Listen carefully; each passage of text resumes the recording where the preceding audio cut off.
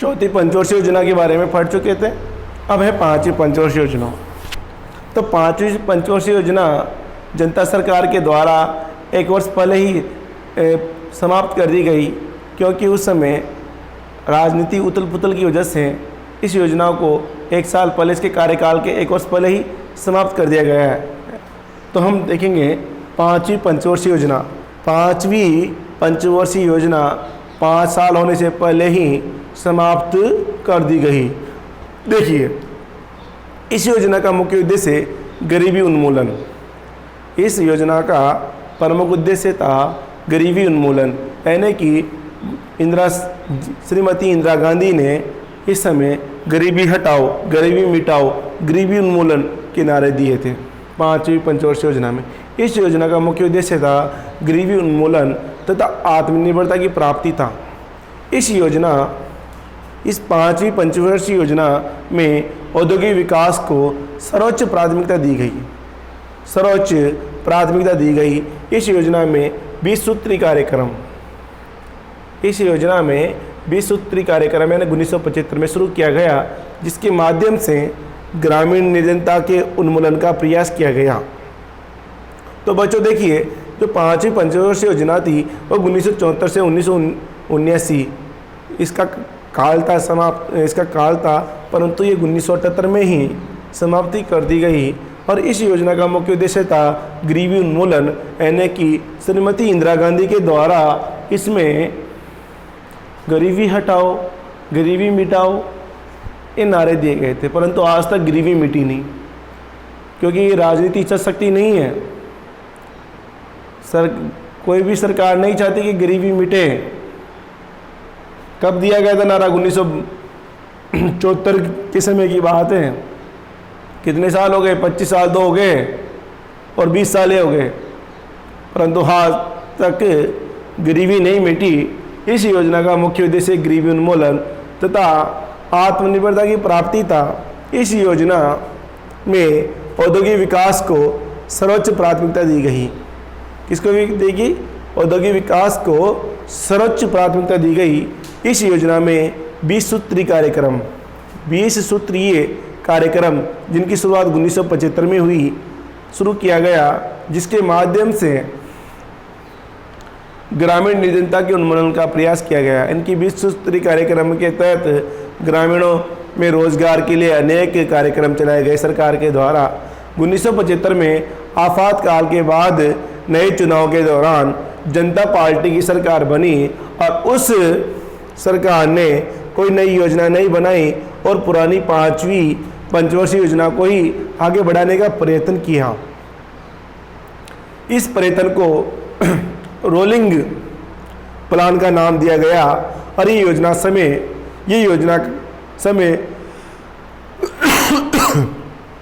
एक वर्ष पूर्व यानी 1978 में ही समाप्त कर दी गई। ये योजना समय से एक वर्ष पूर्व ही यानी कि 1978 में ही समाप्त कर दी गई। 1975 में श्रीमती इंदिरा गांधी के समय देश में आंतरिक आपातकाल लागू हुआ था बच्चों, राजनीति उथल पुथल की वजह से हुआ था ये। अब है छठी पंचवर्षीय योजना।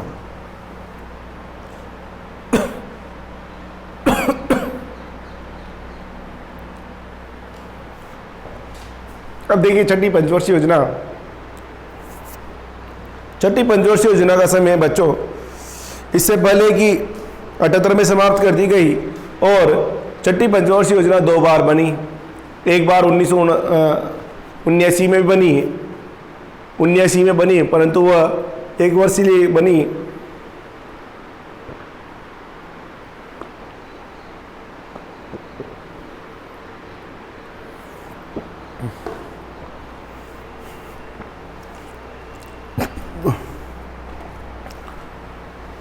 तो छठी पंचवर्षीय योजना 1980 से 85, छठी पंचवर्षीय योजना को 2 बार तैयार किया गया, 2 बार तैयार की गई। 1 अप्रैल 1979 से मार्च 1980 की अवधि को संक्रमणकालीन योजना कहा जाता है, क्योंकि ये 79 से 80 की जो अवधि है इसको हम संक्रमणकालीन योजना कहा जाता है। छठी पंचवर्षीय योजना का संशोधित प्रारूप 1981 में जारी किया गया। कब जारी किया गया? 1981 में जारी किया गया, जिसका प्रमुख उद्देश्य गरीबी निवारण तथा बेरोजगारी कम करना था। जिसका प्रमुख उद्देश्य क्या था? कि गरीबी को निवारण करना तथा बेरोजगारी कम करना। इसके लिए एकीकृत ग्रामीण विकास कार्यक्रम, ये गरीबी निवारण के लिए तथा बेरोजगारी कम करने के लिए एकीकृत ग्रामीण विकास कार्यक्रम, राष्ट्रीय ग्रामीण रोजगार कार्यक्रम और न्यूनतम आवश्यकता कार्यक्रम चालू किए गए। कौन सी योजना में? छठी पंचवर्षीय योजना में। नेक्स्ट, 7वीं पंचवर्षीय योजना। 7वीं पंचवर्षीय योजना का समय बच्चों 1985 से 1990 रहा, जो कि इस योजना के केंद्र बिंदु रोजी रोटी उत्पादकता रहे। इस योजना की वो केंद्र बिंदु कौन से रहे? रोजी रोटी और उत्पादकता रहे। खाद्यान्न उत्पादकता व रोजगार के अवसरों में वृद्धि करना तथा गरीबी उन्मूलन प्रमुख उद्देश्य थे। तो 7वीं पंचवर्षीय योजना में रोजी रोटी उत्पादकता रहे, खाद्यान्न उत्पादकता व रोजगार के अवसरों में भी वृद्धि करना तथा गरीबी उन्मूलन प्रमुख उद्देश्य थे। अब है बच्चों 2 एक वार्षिक योजना, क्योंकि उस समय फिर राजनीति उथल पुथल रही, क्योंकि उस समय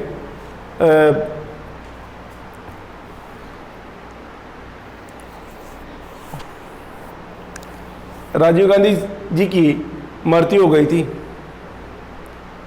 राजीव गांधी जी की मृत्यु हो गई थी और राजनीति उथल पुथल की वजह से योजना नहीं बन पाई थी, तो 2 वार्षिक योजना भी बनी। तो बच्चों 2 एक वार्षिक योजना बनी 1990-1992 में।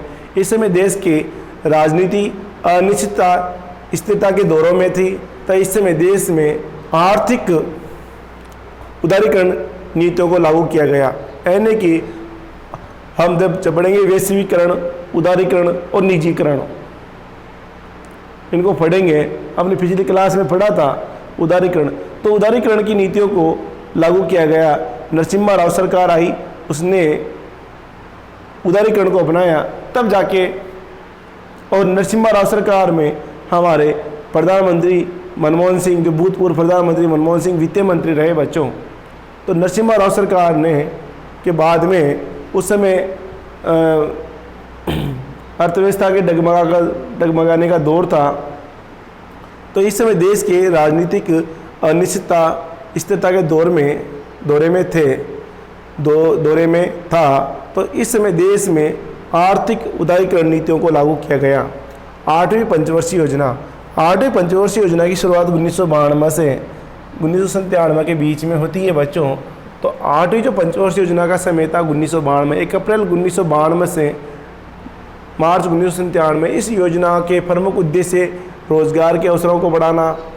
इस योजना का प्रमुख उद्देश्य था रोजगार के अवसरों को बढ़ाना, जनसंख्या वृद्धि पर नियंत्रण करना, प्राथमिक शिक्षा का विस्तार आदि। तो जो 8वीं पंचवर्षीय योजना थी, इसमें प्रथम उद्देश्य था रोजगार के अवसरों को बढ़ाना। दूसरा उद्देश्य था जनसंख्या वृद्धि को नियंत्रण करना, और तीसरा उद्देश्य था प्राथमिक शिक्षा का विस्तार आदि। अब है 9वीं पंचवर्षीय योजना, जिसका समय था 1997 से 2002। इस योजना में न्यायपूर्ण वितरण, यह समानता के विकास पर बल दिया गया। न्यायपूर्ण वितरण व यह समानता के विकास पर बल दिया गया। ऊर्जा क्षेत्र को सर्वोच्च प्राथमिकता दी गई। दूसरा स्थान सामाजिक सेवाओं को दिया गया। इस योजना के प्रमुख उद्देश्य कृषि एवं ग्रामीण विकास को प्राथमिकता देना तथा मूल्यों में स्थिरता बनाए रखते हुए आर्थिक विकास को गति देना था। तो बच्चों ये योजना में 9वीं पंचवर्षीय योजना में, इस योजना में न्यायपूर्ण वितरण व समानता के विकास को बल देना तथा ऊर्जा क्षेत्र को सर्वोच्च प्राथमिकता दी गई। दूसरा स्थान सामाजिक सेवाओं को दिया गया। इस योजना के प्रमुख उद्देश्य कृषि एवं ग्रामीण विकास को प्राथमिकता देना तथा मूल्यों में स्थिरता बनाए रखते हुए आर्थिक विकास को गति देना था। नेक्स्ट है 10वीं पंचवर्षीय योजना। 10वीं पंचवर्षीय योजना का समय बच्चों सन 2002 से सन 2007, इस योजना का प्रमुख उद्देश्य सामाजिक न्याय। सामाजिक न्याय, सामाजिक न्याय का मतलब होता है गरीबी नहीं होना चाहिए, सभी को समानता का रोजगार मिले, सभी को शिक्षा मिले, सभी को सब चिकित्सा स्वास्थ्य सब कुछ उपलब्ध हो। तो इस योजना का प्रमुख उद्देश्य सामाजिक न्याय एवं समानता स्थापित करना था। इस योजना में सर्वोच्च प्राथमिकता ऊर्जा क्षेत्र को दी गई। किसको दी गई? ऊर्जा क्षेत्र को दी गई। सामाजिक सेवाओं को दूसरा स्थान दिया गया। नेक्स्ट है 11वीं पंचवर्षीय योजना। इसका समय 1 अप्रैल 2007 से मार्च 2012 तक रहा। इस योजना का लक्ष्य तीव्र और समावेशी विकास रखा गया। तीव्र और समावेशी विकास रखा गया। समावेशी विकास का मतलब होता है सभी क्षेत्रों में, सभी सेक्टर में चहुमुखी विकास, यानी कृषि में, रोजगार में, उद्योगों में, सभी में। तो इस योजना का लक्ष्य तीव्र और समावेशी विकास रखा गया। इस योजना में विकास दर 7.9% रही, जो अब तक की सभी पंचवर्षीय योजनाओं की विकास दर में सर्वाधिक है। जो अब तक की सभी पंचवर्षीय योजनाओं की विकास दर में क्या है? सर्वाधिक है।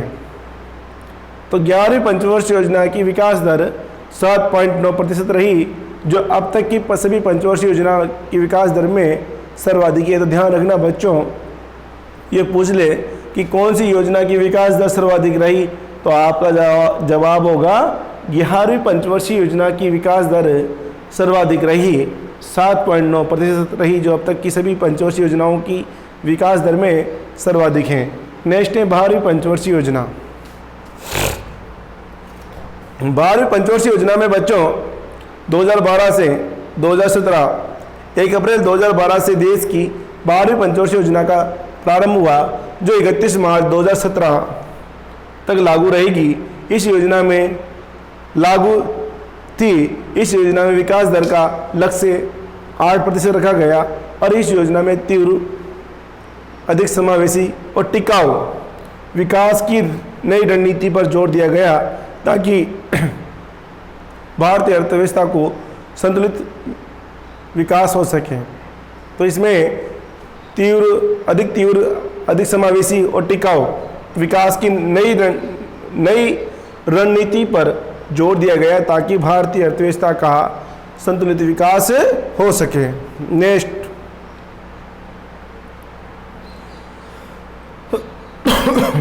अब है बच्चों क्षेत्रीय नियोजन। अब है बच्चों, एक तो क्षेत्रीय नियोजन, एक क्षेत्र विशेष के लिए जो नियोजन तैयार किया जाता है उससे कहते हैं क्षेत्रीय नियोजन। और दूसरा है केंद्रीकृत नियोजन।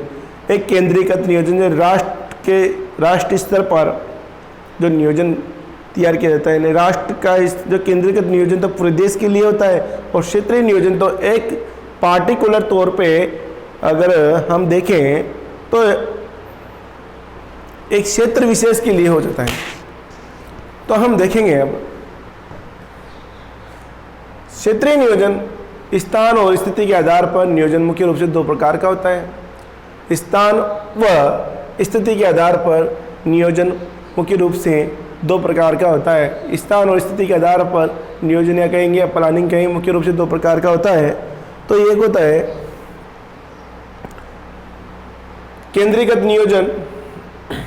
तो ये गलत है बच्चों, कि स्थान और स्थिति के आधार पर नियोजन मुख्य रूप से 2 प्रकार का होता है। स्थान और स्थिति के आधार पर क्या है? नियोजन 2 प्रकार का होता है।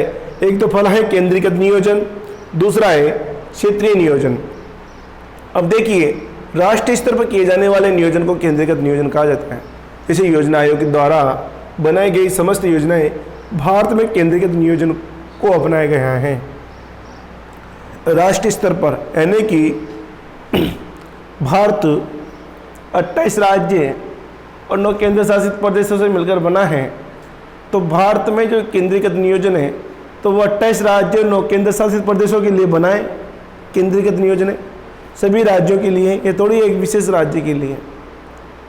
तो वह हो गया केंद्रीकृत नियोजन, क्योंकि भारत राज्यों का संघ है और जो भी नियोजन बनेगा वो सभी राज्यों के लिए बनेगा।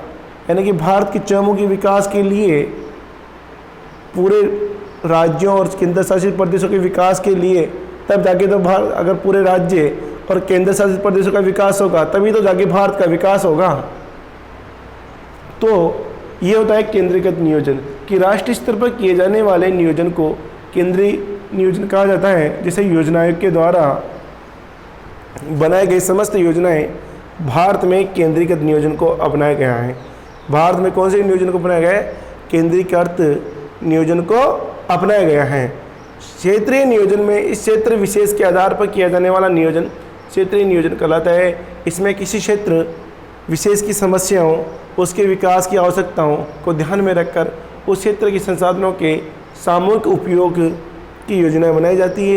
ये नियोजन बहुस्तरीय होता है, जो स्थानीय, जिला, संभाग और राज्य के केंद्रीय स्तर पर भी संपादित होता है।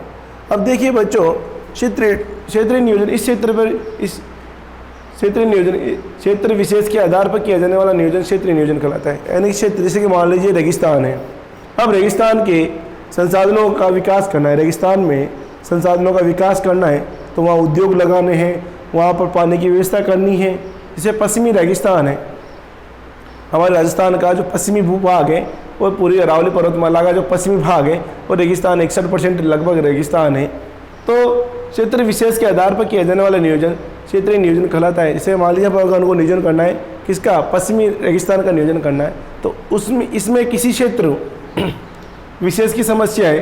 जैसे कि रेगिस्तान में क्या समस्या है? पानी की समस्या है, तो पानी की समस्या को दूर किया जाएगा। क्षेत्र विशेष की समस्या है, उसके विकास की आवश्यकता है। क्या क्या विकास की आवश्यकता है साहब? रेगिस्तान में सौर लाइटें, पवन ऊर्जा लगाकर हम विकास कर सकते हैं, तो उसके विकास की आवश्यकताओं को ध्यान में रखकर उस क्षेत्र के संसाधनों के सामूहिक उपयोग, उस क्षेत्र में जो भी संसाधन जैसे कि मान लीजिए रेगिस्तान में बीकानेर में, जैसलमेर में, बाड़मेर में तेल और प्राकृतिक गैस निकल रही है, तो उस क्षेत्र के संसाधनों के सामूहिक उपयोग की योजना बनाई जाती है, वहाँ की जो संसाधनों की योजना बनाई जाती है बच्चों। तो ये नियोजन बहुस्तरीय होता है। जो ये नियोजन है बच्चों, ये बहुस्तरीय है, बहुउद्देश्य होता है, एक उद्देश्य की नहीं, बहुस्तरीय भी होता है। जो स्थानीय स्तर पर, जिला स्तर पर, संभाग स्तर पर, राज्य स्तर पर और केंद्रीय स्तर पर संपादित होता है। तो ये हो गया बच्चों केंद्रीकृत नियोजन और क्षेत्रीय नियोजन। भारत में क्षेत्रीय नियोजन की आवश्यकता क्यों पड़ी? भारत में क्षेत्रीय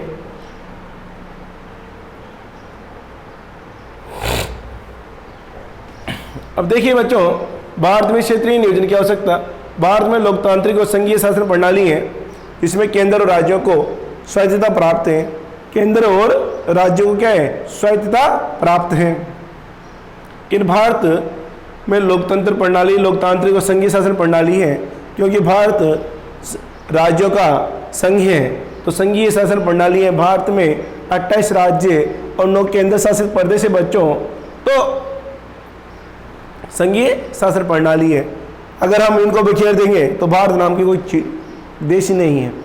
इन सब से मिलकर भारत का निर्माण हो रहा है। किन 28 राज्यों और 9 केंद्र शासित प्रदेशों से मिलकर भारत का निर्माण हो रहा है।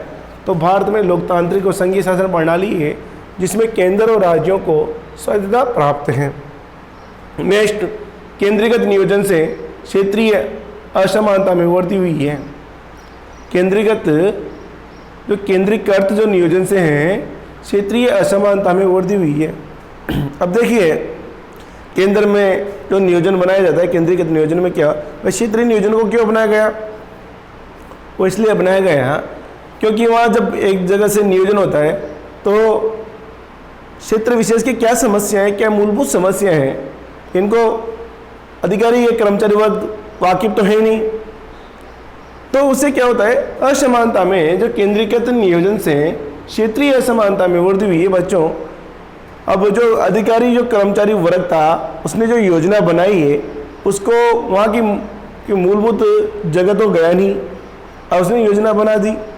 तो इस वजह से क्षेत्रीय नियोजन की मांग उठी कि भाई क्षेत्रीय स्तर पर भी नियोजन होना चाहिए, जिससे कि वहाँ की मूलभूत जो समस्या है उससे निजात मिल सके।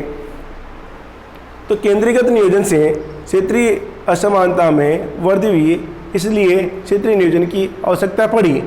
बहुस्तरीय नियोजन से देश में गरीबी समस्या के समाधान तथा जनता की सीधी भागीदारी संभव है।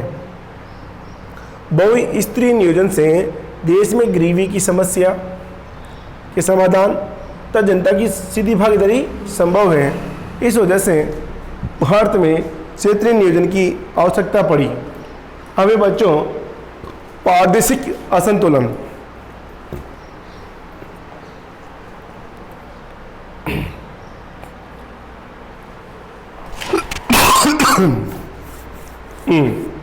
प्रादेशिक असंतुलन।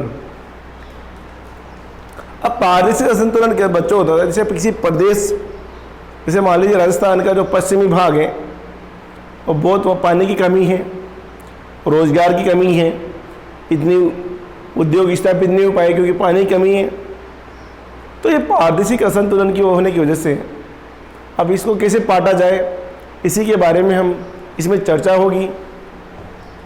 तो किसी भी देश में सभी क्षेत्रों में एक समान आर्थिक विकास नहीं हुआ है। यानी किसी भी देश की क्या, हम तो भारत की बात करते हैं, तो भारत में सभी क्षेत्रों में एक समान आर्थिक विकास नहीं हुआ है। कुछ क्षेत्र बहुत अधिक विकसित हैं तो कुछ पिछड़े हुए हैं।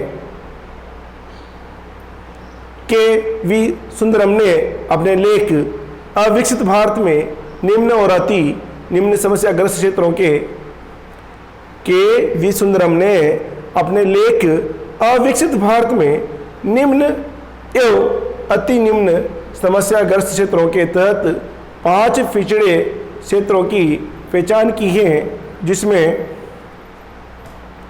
पूर्वोत्तर भारत बच्चों, जिसमें कौन कौन सा, अरुणाचल प्रदेश, नागालैंड, असम, मेघालय, त्रिपुरा, ये जो राज्य हैं ये पूर्वोत्तर भारत में आते हैं। पूर्वोत्तर भारत जनजाति क्षेत्र, जहाँ पर जनजाति निवास करती है वो क्षेत्र, मरुस्थलीय और सूखाग्रस्त क्षेत्र, ये पश्चिमी राजस्थान सूखाग्रस्त क्षेत्र है। बिहार तथा बुंदेलखंड जो एमपी और यूपी, बिहार तथा बुंदेलखंड एमपी यूपी है। मोनी ने 1991 के आंकड़ों के आधार पर विकास की दृष्टि से पिछड़े क्षेत्रों की पहचान की है।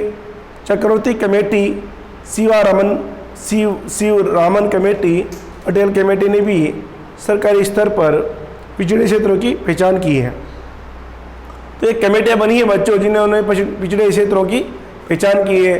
तो के.वी. सुंदरम ने अपने लेख अविकसित भारत में 5 पिछड़े क्षेत्रों की पहचान की है। तो वो है पूर्वोत्तर भारत है, जनजाति क्षेत्र है, मरुस्थलीय सूखाग्रस्त क्षेत्र है, बिहार, बुंदेलखंड है। और मोनी ने 1991 के आंकड़ों के आधार पर विकास की दृष्टि से जो पिछड़े क्षेत्रों की पहचान की है, Chakravarti committee, Shiv Raman committee, Patel committee ने सरकारी स्तर पर पिछड़े क्षेत्रों की पहचान की है। तो ये कमेटियाँ बनी है जहाँ पिछड़ा इलाका है, जो अपने विकास के स्तर से पिछड़ रहा है, उसकी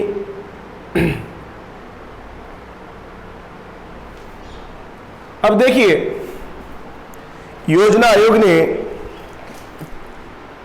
आयोग ने बच्चों देश में आर्थिक पिछड़ेपन के 3 कारण बताए हैं। अब अगले वीडियो में पढ़ेंगे